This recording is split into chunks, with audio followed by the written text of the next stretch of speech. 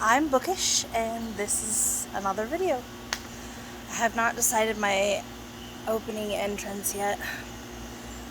I can't think of anything clever than just saying hello. So, it's morning. I thought I would try and do a video before work instead of after work. It's still hot and humid and everything's wet from the rain because it rained all night. I am sitting on a t-shirt currently so that my work clothes don't get soaked. Today is red, white, and blue day, so a red headband to put on. Oh, anyways, I thought I would do a video about just things I'm into right now. I tend to change whatever I'm like, the mood strikes, should you say, on what I am into in any particular week or what I feel like reading or listening to or whatnot. Some things are always like staples. I'm always into Sims. Can't stop playing it. Love it. And I'm always into reading books. It just depends on what book. I read more than one book at a time because I'll start a book and it'll be exactly what I'm into and I'll be reading it and then I'll just feel like something else a different day for whatever reason and I'll start that one and put it down and maybe go back, or sometimes I start a third. Right now I think I have 4 books open. I chose my Caffeine and Chaos mug for coffee this morning. Over-caffeinated, underqualified. That's definitely me for today. Caffeine is another Fiend from Dead and Demi's Fiend group, and he's a really awesome guy. I will put a link in for his Twitch. You can follow him.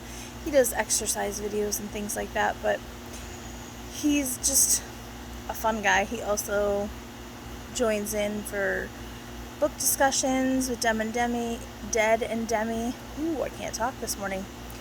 And, you know, he watches different people on Twitch, talks about games and stuff. He's a really fun guy. He's a Patriots fan, though. It's his one flaw. I guess everybody gets to have one. Anyways, I just recently, on accident, discovered a young adult author, and her name is Karen M. Manis.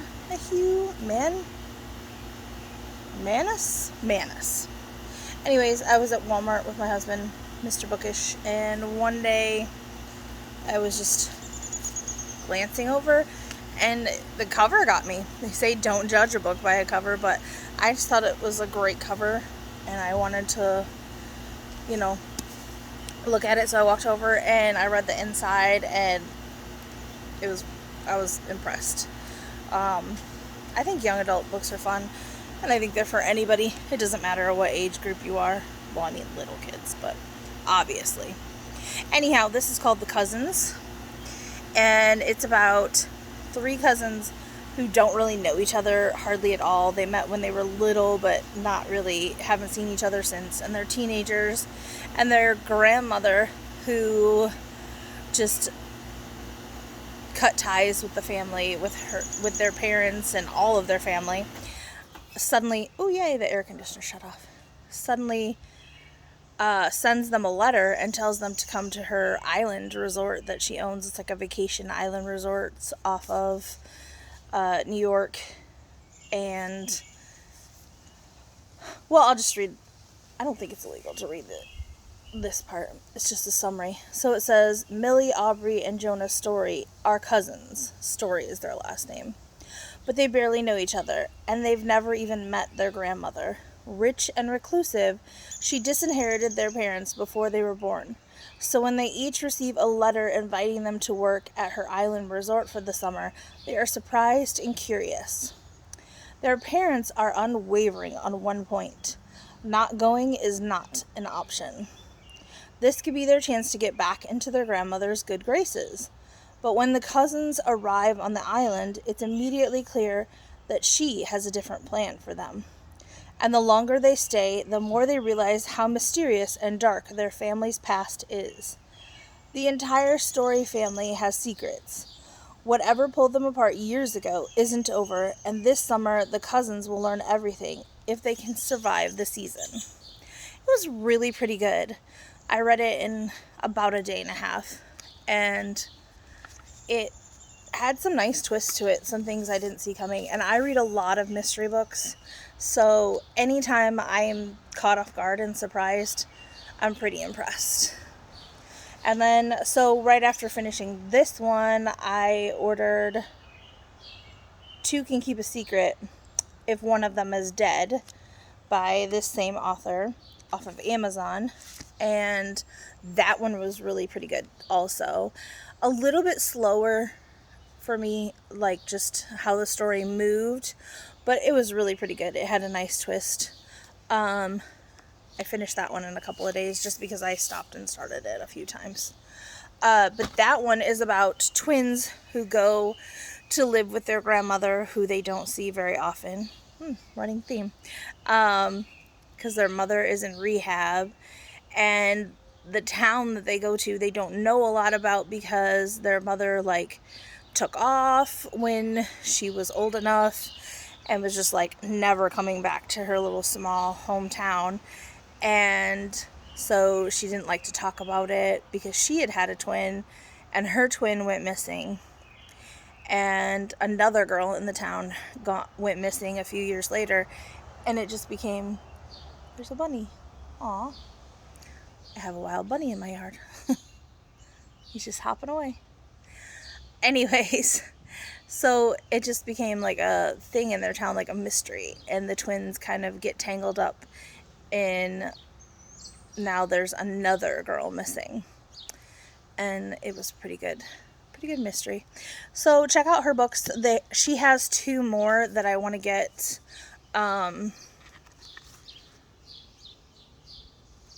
One of Us Is Lying and One of Us Is Next. And I want to read those, but I found out that she has, like, those are a first book and a second book, and then there's a third in the trilogy coming out in November, and I am super impatient when it comes to books. So I just wait until all 3 are out, and then I can just pick one up, read the next one, and read the last one, and I don't have to wait in between, because I am not good at that. I like to have it right there next to me to start the next one. I always do the same thing with Nora Roberts' trilogies. She is my favorite author. I cannot get enough of her books. I reread them constantly. And she comes out with trilogies. And right now she has one called The Awakening. And the second book comes out also this November. I have the book. It sits on my shelf. Mr. Bookish got it for me for Mother's Day. It's beautiful, but I have not opened it, and I will not until I have all 3 books.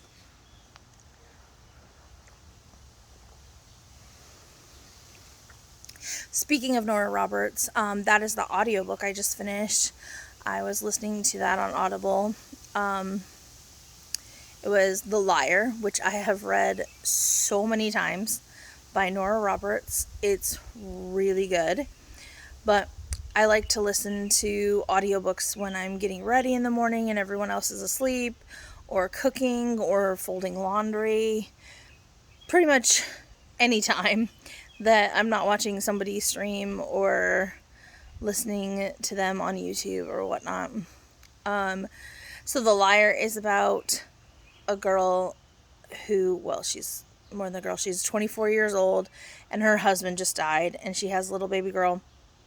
And she kind of let him lead in their relationship because he had all this knowledge and was worldly and had traveled, and she was from a little town in Tennessee and just didn't have the same knowledge, and he got pretty angry anytime she asked questions, so he just didn't ask any questions and just let him run the money in their house, and she just took care of her baby girl. And after he died, she finds out that they weren't as well off as she thought they were, and he owes like $2 million in debt, and like their cars are leased, their house is, still owned by the bank, and he never made a single payment. He was like a sweet talker and like a con artist, and so he just like kept everything going. He had tons of credit cards. Like, she just has astronomical amount of debt. And then she finds out, going through his paperwork, that he did all kinds of shady things, and she ends up finding a safety deposit box key, and it leads her on a path. And that book has a really good twist to it too. I don't want to give it away, no spoilers. But it's a really, really good book, and I have read it at least 20 times. Other books by Nora Roberts that I cannot pick a favorite. It's impossible, because I just love all of her books so much. But like, top 3, if I had to pick, like gun to my head, I would say The Obsession, The Witness, and The Liar. I know that seems like a lot of the, but for some reason those 3 are just the top ones. I reread them a couple times a year. I like them so much. Last night I just started another reread, because my mom passed away almost 7 years ago. Next month it'll be 7 years ago. And just every year around her birthday and the time that she passed away, I just start to like think about her more. And like, I think about her all the time, but more so during those times. And this is a book series that we read together.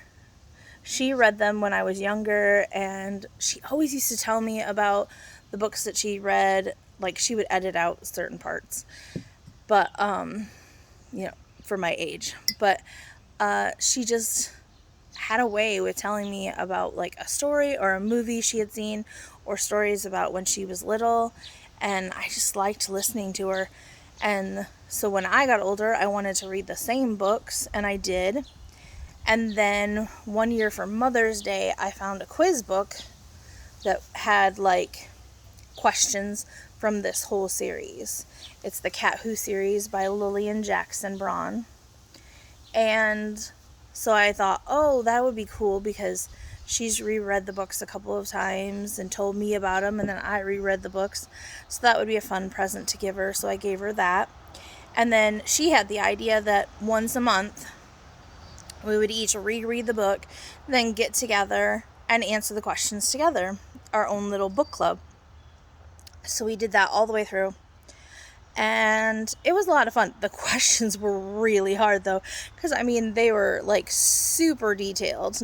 There were some easier questions, but there were some like really, like, how many lemons did the lady who's kind of in the background of the story put in the pie? Like, really detailed questions.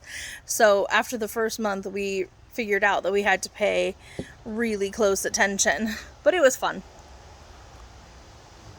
So when it gets time near her birthday, which was Valentine's Day, and in the end of the summer, it's the 1st of August, near around that time, I really just start to think about her. And so I reread some of the Cat Who books, and it just makes her feel close. So, but this is a fun series. They were written a while ago, though. I think in the 60s. Let me check.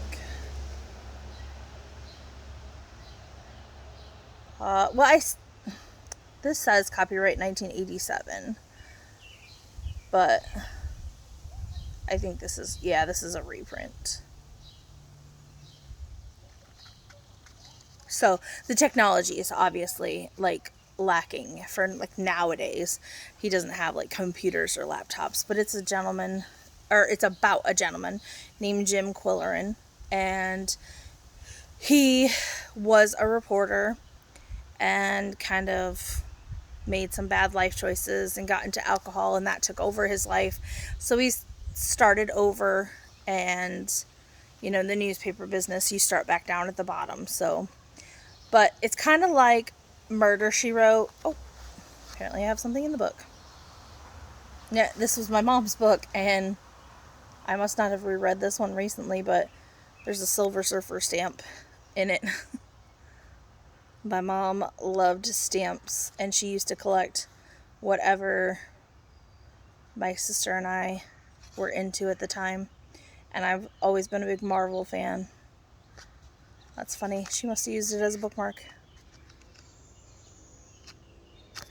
Anyways, so I lost my train of thought. Yep. Oh, so he starts at the bottom, and it's kind of like Murder, She Wrote, in that everywhere he goes, there's some kind of a mystery that he stumbles on whatever beat they put him on. I mean, he gets stuck in the art beat, and he doesn't know anything about art. A restaurant critic, a decorator. He writes about decorating and different kind of things, but it's just a fun, like, whodunit kind of mystery.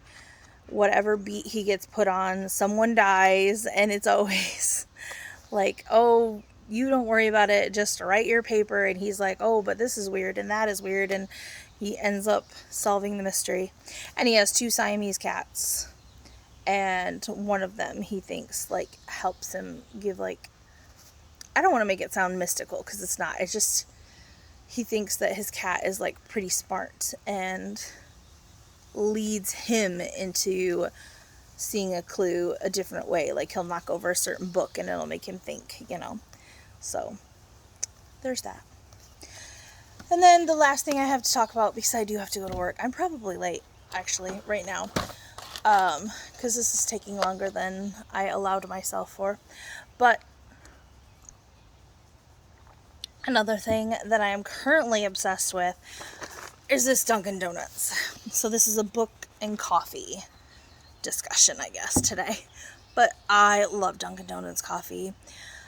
You can write your comments if you want to on how you think Starbucks is better, but I think Dunkin' Donuts is much better coffee. And I stumbled upon this at the grocery store, and I was like, oh, I'm going to give it a try. It is so good. I am not a cereal person. I don't usually ever like cereal, but this tastes like coffee. It tastes like a caramel macchiato. Super tasty. So, if you see it, you should give it a try.